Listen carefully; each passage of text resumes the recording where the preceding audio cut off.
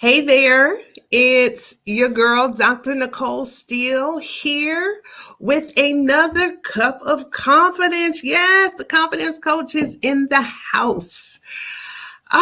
Thank you for joining me. As always, I don't know if it's good morning, good afternoon, or good evening. Don't know when you're listening to this segment or where you are listening from. But welcome back to all of those that are tuning in again. And welcome for those that I am getting a chance to connect with for the very first time.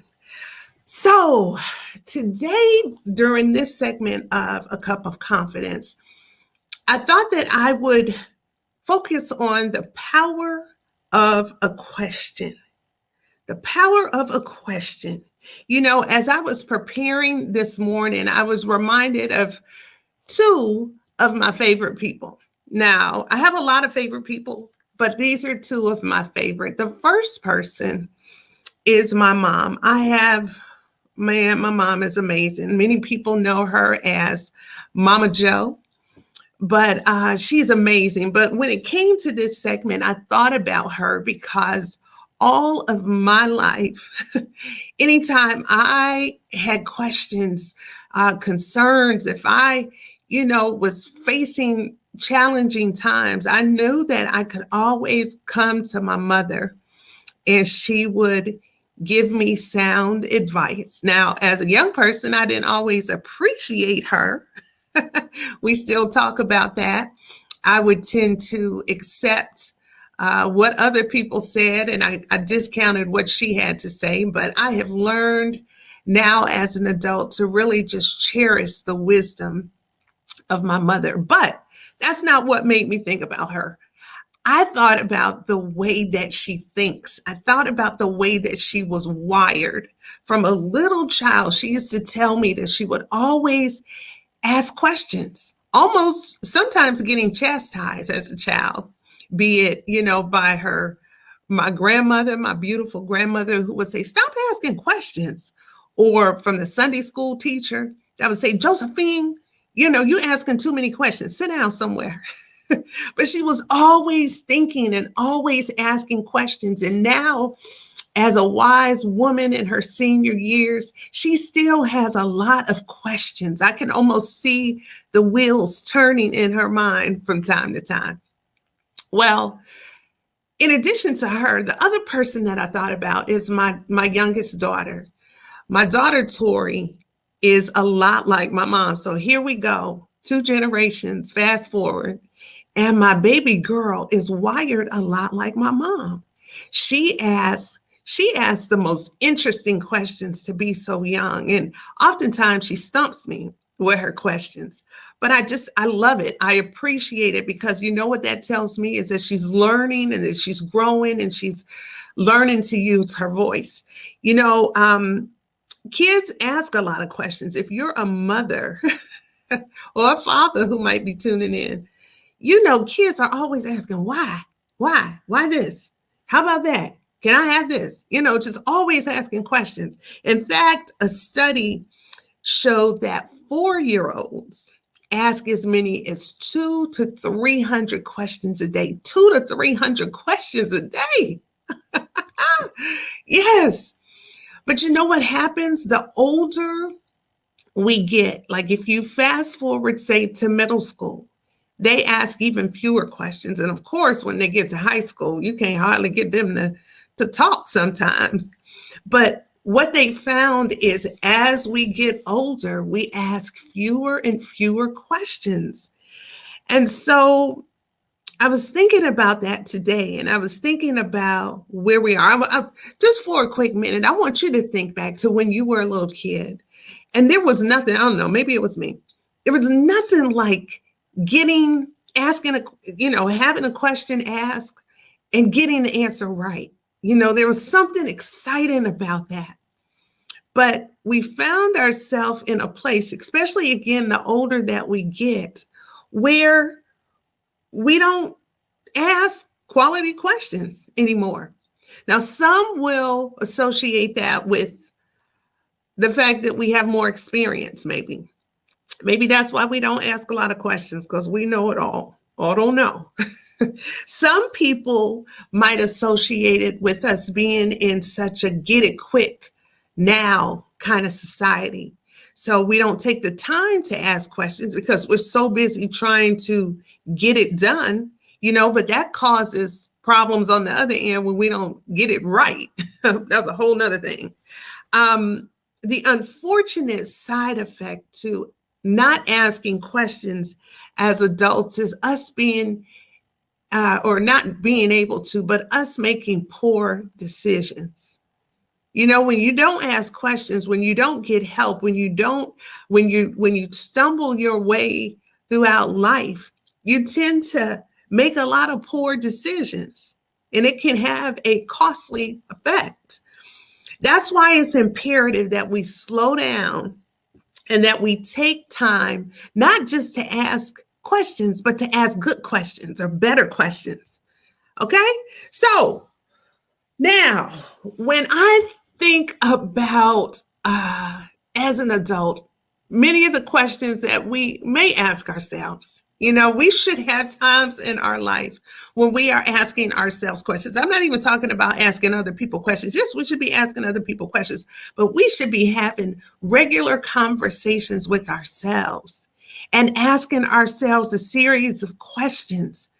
But when it comes to the questions that we ask ourselves, there are two, in my opinion, that count and have more weight than others. There are two questions that count.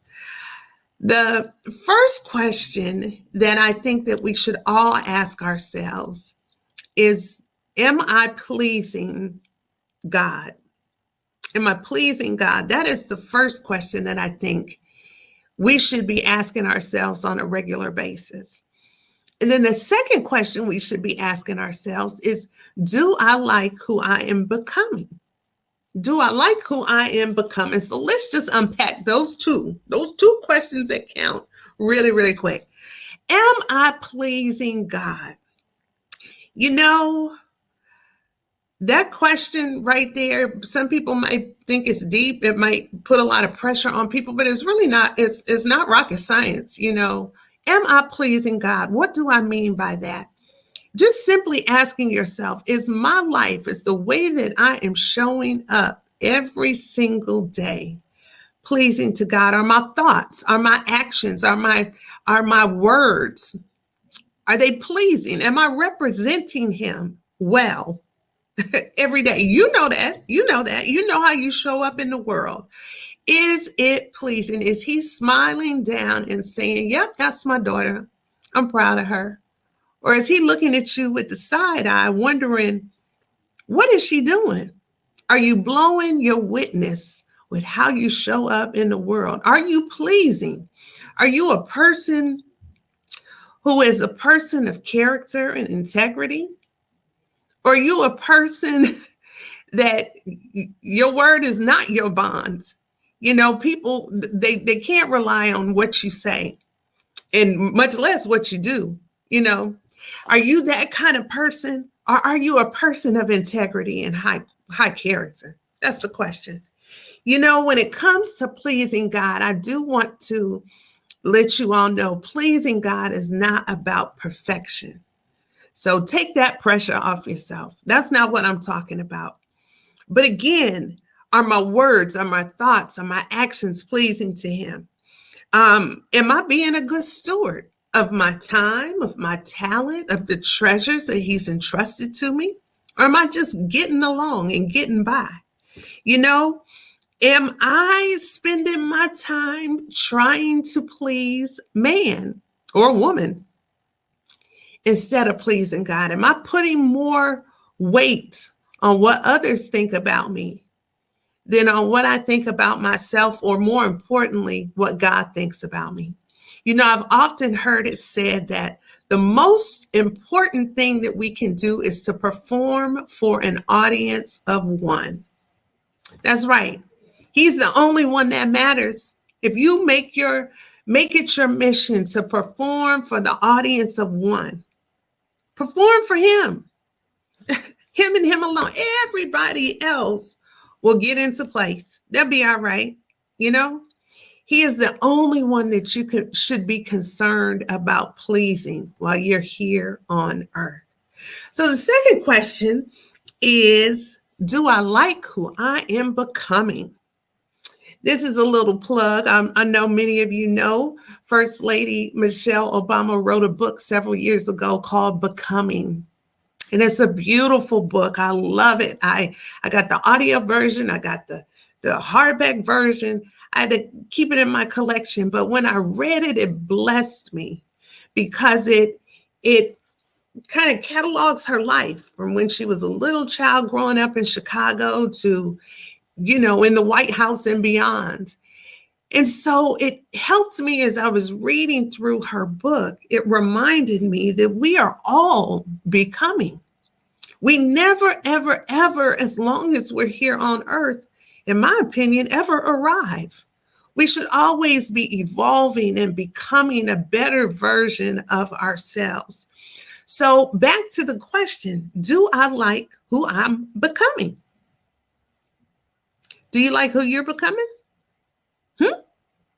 Do you like who you're becoming? That's a question. That's a question that you need to be asking yourself. Do I like who I am? Do I like where I'm going? Am I making better decisions today than I was a year ago today? Are you moving the needle, and is the needle moving in the right direction? Or are you stagnant? Are you like some stagnant water, stinking? You're not really moving. What is your story? Are you becoming? And are you becoming a better version of yourself or not? And if not, why not? Could it be your state of mind? Could it be the people that you're hanging around? Could it be you still doing the same thing and expecting this, different results, which they say is insanity? I think that's pretty accurate. Are you doing the same old thing and you wonder why you're miserable? Because you've not made any changes. Do you like who you're becoming? That is the question. So, am I pleasing God, and do I like who I am becoming? To me, those two questions, if you can honestly answer those two questions and feel good about your answers, that becomes the foundation on which you can begin to build true confidence. Because when I'm doing what God has called me to do, I know my Heavenly Father is smiling down on me. Though I'm not perfect, I'm doing the best that I can do in excellence to the best of my ability, in the words of Joyce Myers. That's what I'm doing every single day that I take my breath. If you can answer that question and then say, you know what? And I'm pleased with the progress. Yes. Speaking of Joyce Myers, let me make this Joyce Myers Day. So Joyce Myers, the author and preacher, she has a phrase that she says often. I might not be who I want to be, but thank God I'm not who I used to be.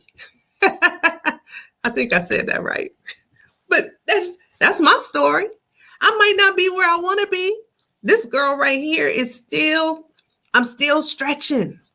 I'm still growing. I'm still becoming. How about you? But I'm not the girl I used to be. Thank God. I'm not the girl I used to be.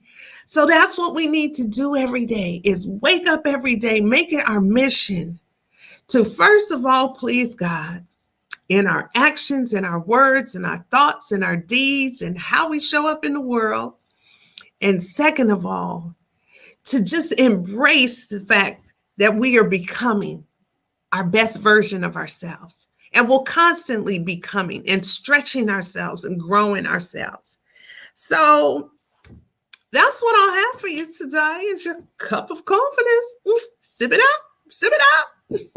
Enjoy. And don't forget to subscribe to this Cup of Confidence series. You can find it on YouTube. You can find it on my website. You can hop over to therealnicolesteele.com, where you can also hear archive messages from The Cup of Confidence, as well as Priceless Perspective. You can find resources, tips, and tools as well to help you build and grow your confidence. So again, I'm Dr. Nicole Steele. It's been real. Can't wait to check you out next time. God bless. Have a good week.